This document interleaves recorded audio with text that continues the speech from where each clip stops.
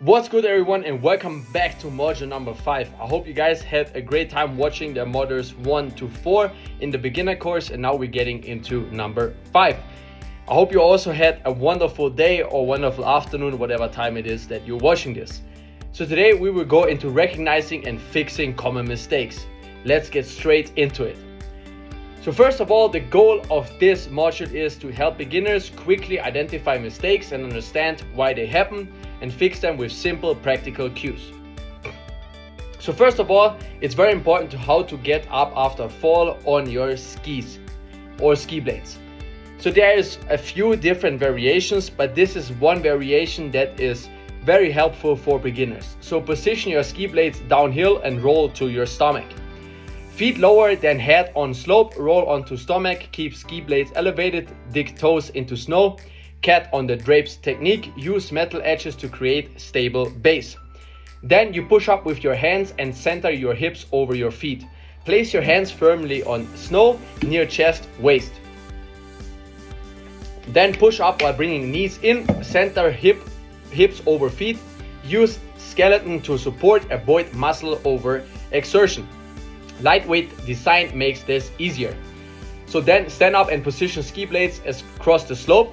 Position ski blades perpendicular to fall line. That means the skis shouldn't look downhill, they should look vertical to the snow. So not downhill on the side, that you're not gonna drift away to downhill, because otherwise if you have them looking downwards, you will stand up and then you will go all the way down. So jack bindings are secure. This is very important. Brush off snow from boots bindings is also very important to get all the snow that is on your skiing boots or on your bindings. Otherwise you will not get into your skis perfectly. And also what is important, sometimes the bindings will be up. They should always be down in order. When you put your skiing boots in, then they go up. So you put your skiing boots in and then they go up. And when they are in, you can't put your skiing boots in. So always make sure they are down. Look uphill before moving, very important, and ready to ride again. Also, what is very important, to follow the 10 ski rules, the FIS ski rules whenever you are skiing. I see a lot of beginners that are not taking in account these skiing rules, and that's why so many accidents happen. I will make another module or a new video on what the ski rules are and how to follow them properly in order to ski safely and make sure everybody is safe on the slopes. So if skiing feels hard, unstable or scary, you're probably making one of these very common mistakes. The good news, they're easy to fix once you understand them. In this video, I will show you the 5 biggest beginner mistakes and exactly how to correct them. And always look through the lens of a growth mindset, because that's how you're gonna grow as a skier, as a person, or anything that you do. You learn from your mistakes. So why mistakes matter? Here is it's important. Mistakes are not a bad thing, they're part of learning, but if you don't recognize them early, they become habits. Today you will learn how to spot them and fix them instantly. So what to say is just for me. So mistake number 1, leaning back. I also talked about this a few times in the modules before, but this is so important, that's why I'm gonna get into detail here again. So if you do not lean far enough, the effect of the lean you have made will not be very big. You will not turn so far, and it can take a long time for anything to happen. In order for a weight change to have a large effect, you really need to lean over the outside ski and put your weight over it. This is perfectly shown in the visual on the right side, how to make the right turn. If you not follow these steps, you will probably end up like her. But also remember, it's okay if you fall, because you learn from your mistakes. Take it step by step. So the problem here is skis shoot forward, no control, hard to turn or stop. Why it happens? Fear of speed, trying to stay safe, and the fix here is a simple cue. Press your shins gently into your boots. That is so important when you're skiing. I know it will hurt or will be uncomfortable in the beginning when you're skiing, but getting this right from the beginning, from the start, will be a tremendous benefit for your skiing career. Hands forward like you're holding a tray. So it's always important to hold your skiing pose in a 90-degree angle, and never like this or like a chicken. You shouldn't be looking like a chicken on the slope. So not like this, or whatever you're trying to do. Always hold them in a 90-degree angle like this. So the coaching tip from me here is do a small bounce, feel centered over your skis. Mistake number 2, stiff and tense body. The problem is no flow, quick fatigue and poor balance. Why it happens? Overthinking and nervousness.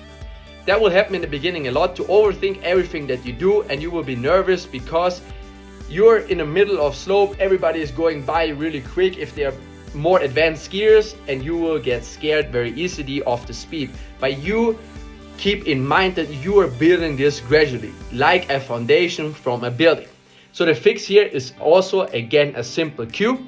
Stay loose like a spring, slight bend in ankles, knees and hips. The drill here is shake your arms while skiing. Release tension, just give it a little shimmy, just dance a little bit and get more active, more agile, and don't be always stiff on your skis. Mistake numero 3, looking down.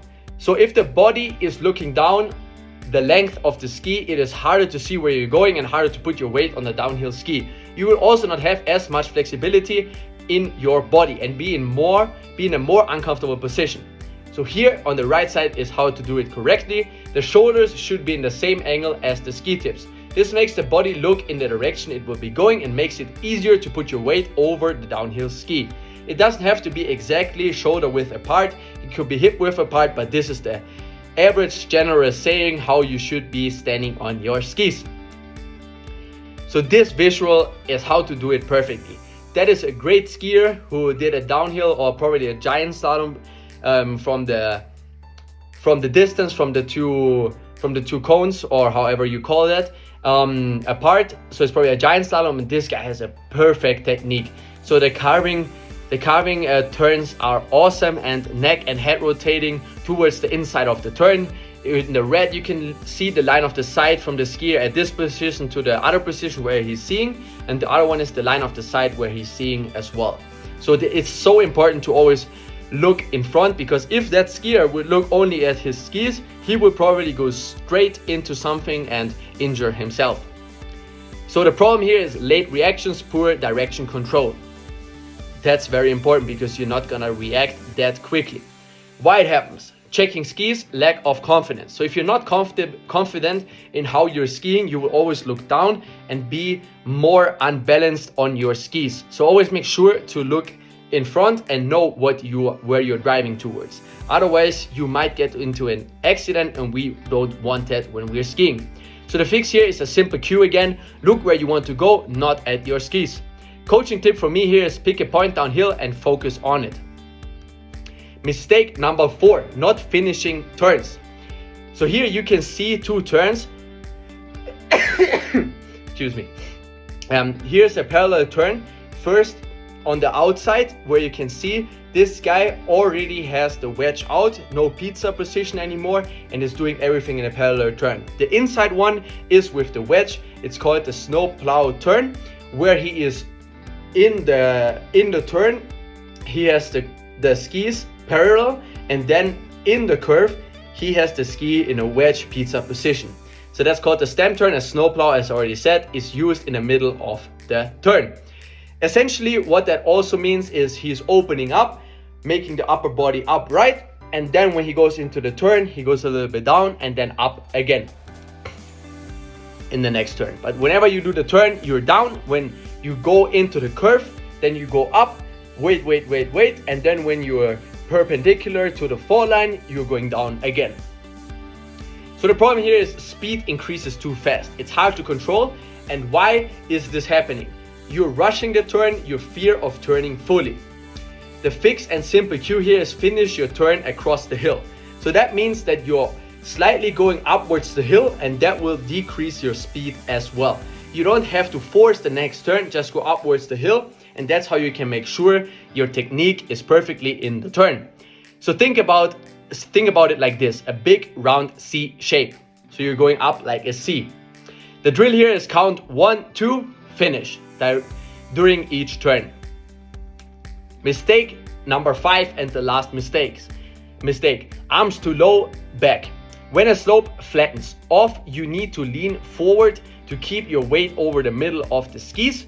If you don't, your weight will come backwards, as shown by the ghost images. I think this is perfectly explained in this image, as you can see right here. This is also very important, how to hold your skiing pose, you should go into the loop from down under and then take it from the top. Otherwise, when you go from the front, you might have the problem that they fall out and not holding whenever you're trying to go with the chairlift or whatever you need. And the thumb should be on one side and the other 4 fingers should be on the other side. So problem, loss of balance here, body rotates incorrectly, and why this happens: passive upper body, lack of awareness, and the fix here is keep your hands in front where you can see them, and the visual analogy like you're holding a steering wheel. Whenever you hold your steering wheel, you should hold it like this, how we get taught in the driver school. I don't know if everybody does that, but sometimes I drive with one arm, but in skiing you drive with 2 arms, and you should always see them in front of you in a 90-degree angle like I explained earlier. So now bringing it all together, essentially what we want to get from the left guy to the right guy. We want to get out of the wedge and we want to be all parallel throughout skiing. So you don't need to fix everything at once. Pick one mistake, focus on it, and improve it step by step. So you shouldn't try to improve on all mistakes at once. Pick one mistake that you want to improve on over a few times, and if you got that, then you move on to the next mistake. Everything step by step. That's how confident, smooth skiing is built.